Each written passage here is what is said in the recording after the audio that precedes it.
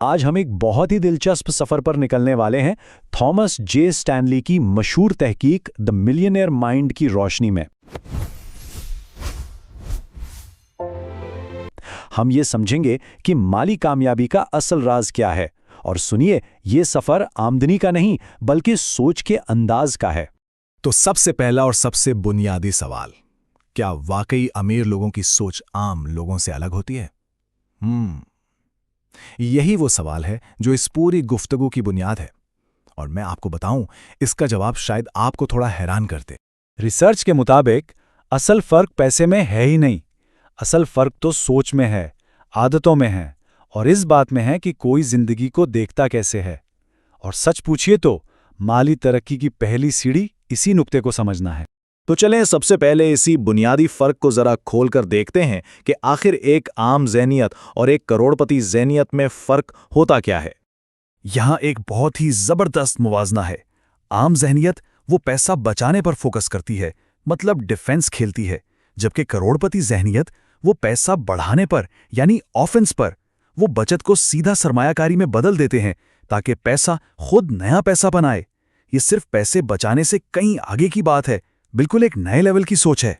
तो सवाल यह है कि सोच को अपनाया कैसे जाए।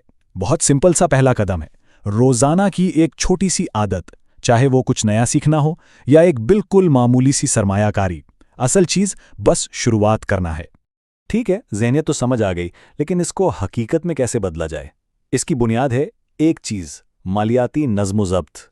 और देखिए, मालियाती नज़्म-ओ-ज़ब्त का मतलब सिर्फ पैसा बचाना नहीं है। नहीं, ये एक पूरी हिकमत अमली है। इसका मतलब है अपनी आमदनी को प्लान करना, फजूल खर्चियों से बचना और फिर उस बचत को लंबे अरसे की तरक्की के लिए इस्तेमाल करना। स्टैनले की तहकीक से एक और बहुत हैरानकुन बात सामने आती है। पता है क्या? ज्यादातर करोड़पति लोग दिखावे पर पैसा खर्च नहीं करते, बिल्कुल नहीं। वो अपनी दौलत को ऐसी चीजों में लगाते हैं जिनकी कीमत वक्त के साथ बढ़े, ना कि ऐसी चीजों में जो वक्त के साथ घटती जाएं। ये सारा खेल तरजीहात का है, प्रायोरिटीज का। तो इस पर अमल कैसे हो सकता है? यहां एक बहुत आसान प्लान है। नंबर 1, हर आमदनी का कम से कम 20% हिस्सा ऑटोमेटिकली बचत या सरमायाकारी के लिए निकाल दें। नंबर 2, अपने तमाम अखराजात का एक सिंपल सा रिकॉर्ड रखें। बस सिर्फ ये 2 कदम एक बहुत बड़ी तब्दीली की बुनियाद बन सकते हैं।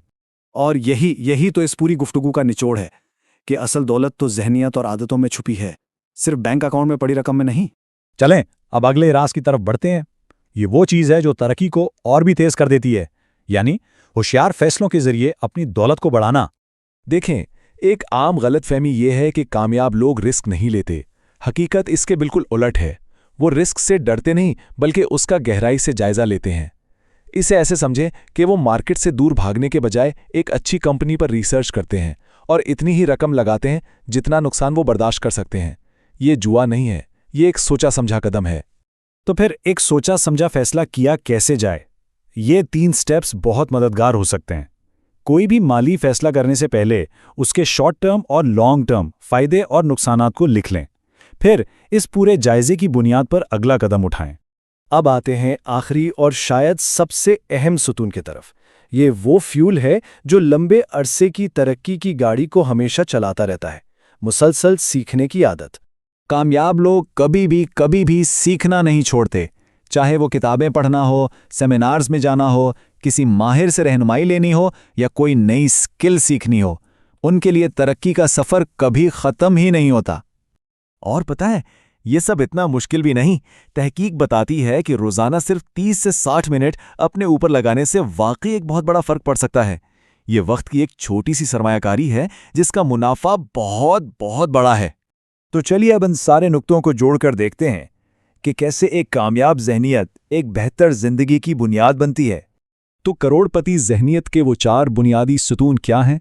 1, मौक़ों पर नज़र रखना। 2, माली नज़्म-ओ-ज़ब्त पर अमल करना। 3, सोचे समझे रिस्क लेना। और 4, सीखने का अमल कभी ना रोकना। और सबसे अहम बात यह है कि ये उसूल सिर्फ कुछ खास लोगों के लिए नहीं है। इन आदतों को अपनाकर कोई भी अपनी ज़ाती और माली ज़िंदगी को बेहतर बना सकता है और अपनी तरक्की की रफ्तार को बढ़ा सकता है। तो आखिर में ये सवाल सोचने के लिए है, वो कौन सी एक ऐसी आदत है जिसे आज से ही शुरू करके आने वाले कल में एक बड़ी तब्दीली लाई जा सकती है? इसका जवाब यकीनन हर किसी के लिए अलग होगा।